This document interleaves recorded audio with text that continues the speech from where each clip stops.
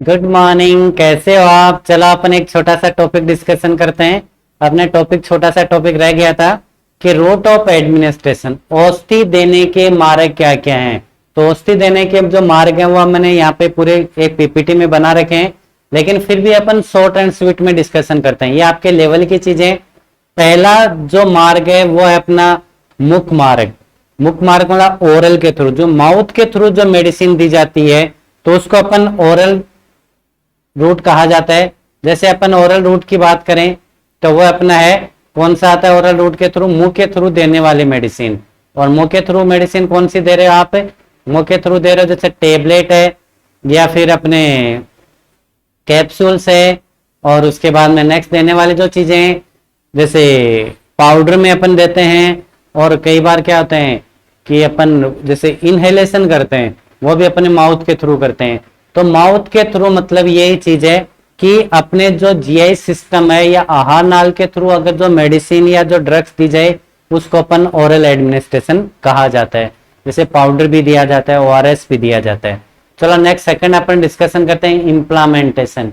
इम्प्लामेंटेशन का मतलब है अगर अपने शरीर के अंदर, अगर ह्यूमन बीइंग के शरीर के अंदर कोई भी मेडिसिन रख दी जाए या वो इम्प्लामेंट कर दी जाए जो उसका एक इफेक्टिव रूट हो, तो उसको भी अपन इम्प्लामेंटेशन कहा जाता है। और थर्ड अपने के इंसर्शन। इंसर्शन का मतलब है अपने किसी भी ऑर्गन या गुहा के अंदर वो जो मेडिसिन, एक मेडिसिन जो उसके इंसर्ट कराई दी जाए जिससे वो क्या मेडिसिन इफेक्टिव ज्यादा हो, उसका साइड इफेक्ट कम हो, तो उसको अपन इंसर्शन कहा जाता है।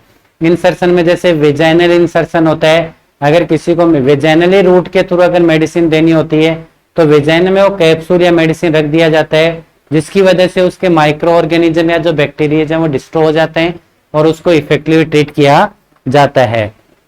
नेक्स्ट के अपन जो बात करें अधोजीवा या अपने सबलिंगुअल एडमिनिस्ट्रेशन की बात करें। सबलिंगुअल एडमिनिस्ट्रेशन का मतलब है कि अगर जीभ के नीचे रखने वाली मेडिसिन, तो जीभ के नीचे अगर मेडिसिन रखने वाली कोई मेडिसिन है तो वो होता है, अगर मायोकार्डियल इन्फार्क्शन होता है तो उस ड्यूरेशन उस जीभ के अंदर जो रखने वाली मेडिसिन होती है वो रखते हैं, जिसकी वजह से हार्ट अटैक या जो मायोकार्डियल इन्फार्क्शन है उससे रिलेटेड जो पेन होता है उसको कम किया जा सकता है।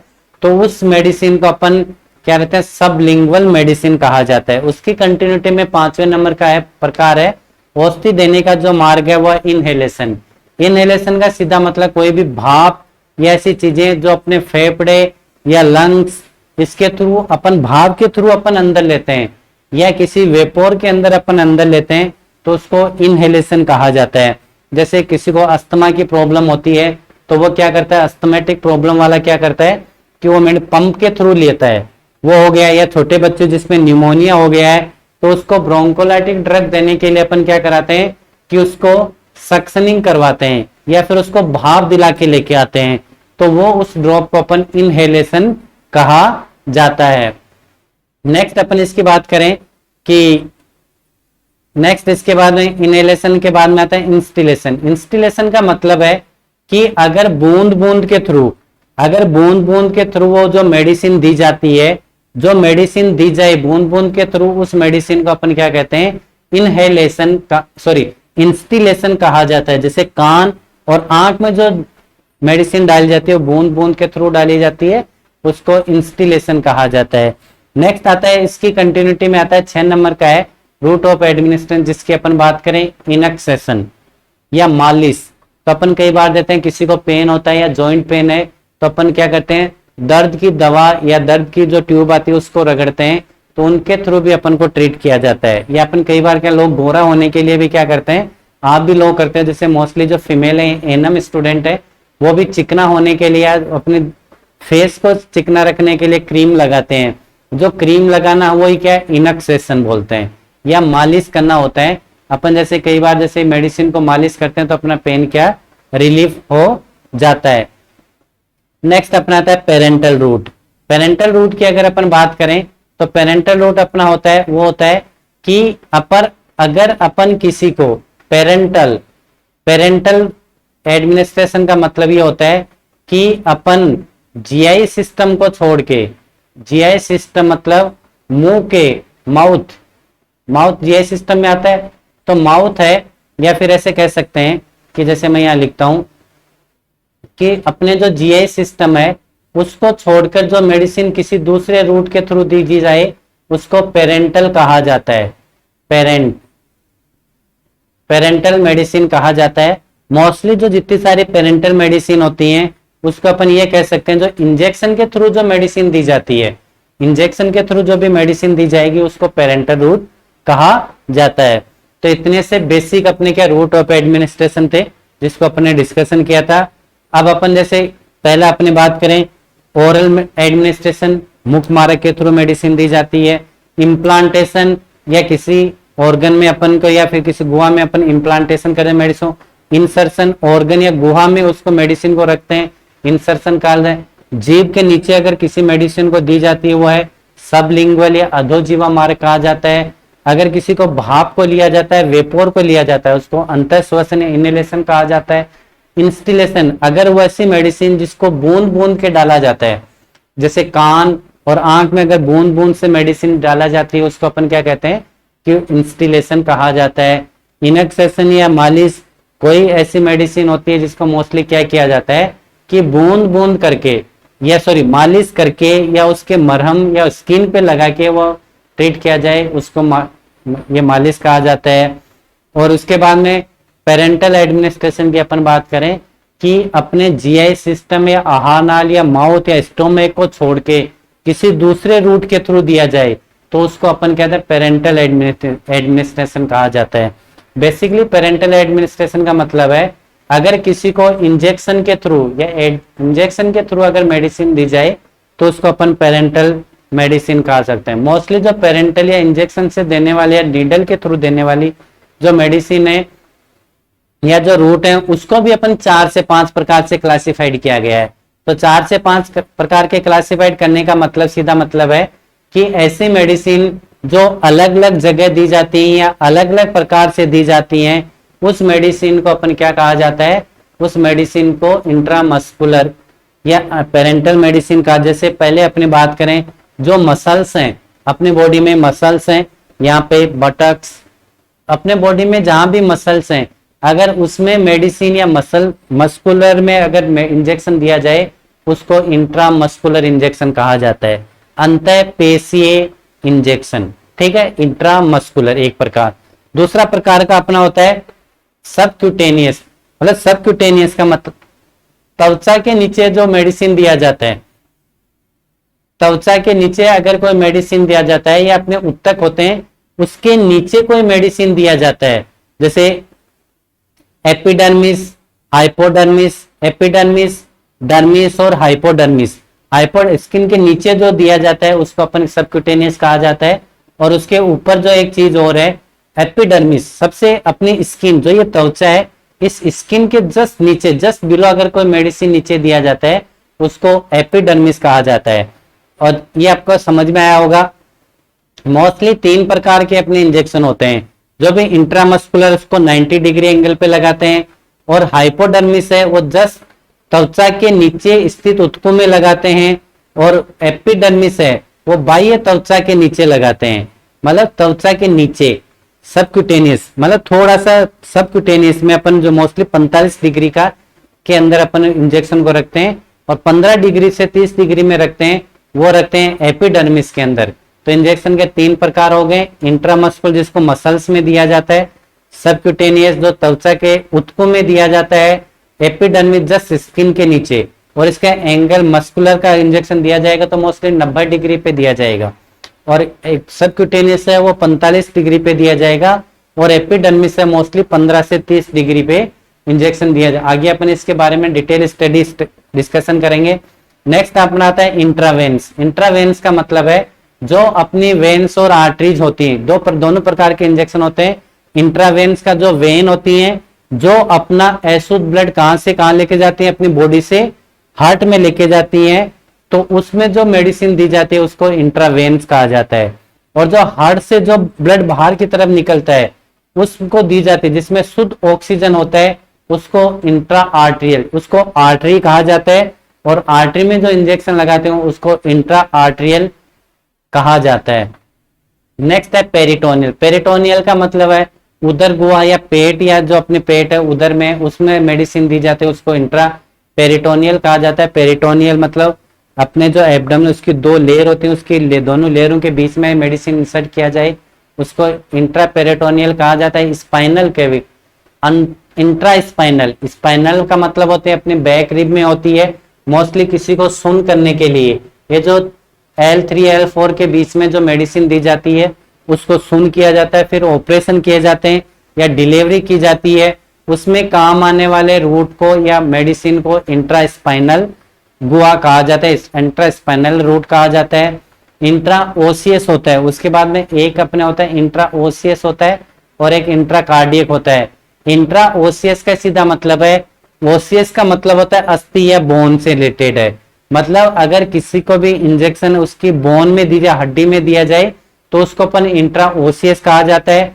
और इंट्रा कार्डियक का मतलब जो कार्डियक अपना हार्ट है, अगर हार्ट की मसल्स या हार्ट की जो लेयर में मेडिसिन डायरेक्ट इंजेक्ट किया जाए, इंट्रा क्या कार्डियक इंजेक्शन कहा जाता है।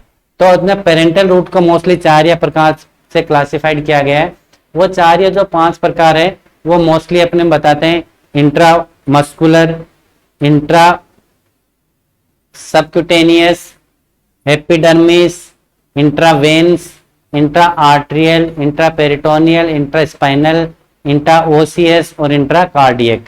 ये इतने रूट हैं जिसके इंजेक्शन के थ्रू अपन क्या कर सकते हैं, कोई भी मेडिसिन दे सकते हैं। नेक्स्ट अपन बात करें कि अगर अपन किसी को भी मेडिसिन दे रहे हैं उसके क्या सेफ्टी मेजर्स हैं। ये आपकी बार कई बार एग्जाम में आरपीएससी में क्वेश्चंस आते हैं। ये वैसे तो मतलब हर जगह आपको क्वेश्चंस मिलता है, लेकिन फिर भी अपन सुरक्षा के ये अपने एएनएम के अंदर फर्स्ट ईयर के अंदर कहीं ना कहीं मिल जाएगा, सेकंड ईयर में मिल जाएगा। सेफ्टी मेजर्स कौन से, मतलब इसको 5 आराइट्स भी बोलते हैं, इसको अदर नाम से आता है, ये जो 5 RS के नाम से भी आता है। 5 RS, ये 5 रुपए नहीं है, ये 5 RS मतलब 5 राइट्स हैं जिसको अपन को फॉलो करना है कि गलत मेडिसिन नहीं लग जाए किसी को, इसलिए अपन ये फॉलो करते हैं। जैसे फर्स्ट वाली अपन बात करें, सही मरीज होना चाहिए, मतलब फर्स्ट आ रहा है राइट पेशेंट। 5 RS का मतलब 5 R से स्टार्ट होने वाले जो टॉपिक उसको ध्यान में रखना है किसी को भी दवाई देते टाइम, कि पहला जो जिसको अपन दवा दे रहे हैं वो पेशेंट क्या होना चाहिए, सही मरीज होना चाहिए, मतलब राइट पेशेंट। नेक्स्ट है राइट ड्रग, जो औषधि दे रहे हैं वो भी क्या सही होना चाहिए। ऐसा नहीं पैरासीटामोल की जगह आप क्या दे रहे हो कि कोई एंटीबायोटिक दे दिया हो या ब्रोंकोडायलेटर दे दिया हो, ऐसा नहीं। राइट डोज बराबर होना चाहिए, डोज का मतलब आपको 250 mg देना है तो आपको 250 mg का ही मेडिसिन देना है, ऐसा नहीं आपने 500 mg का दे दिया हो, ठीक है, ये गलत है। राइट ड्रग का मतलब जैसे पीसीएम देना है, एंटीबायोटिक देना है।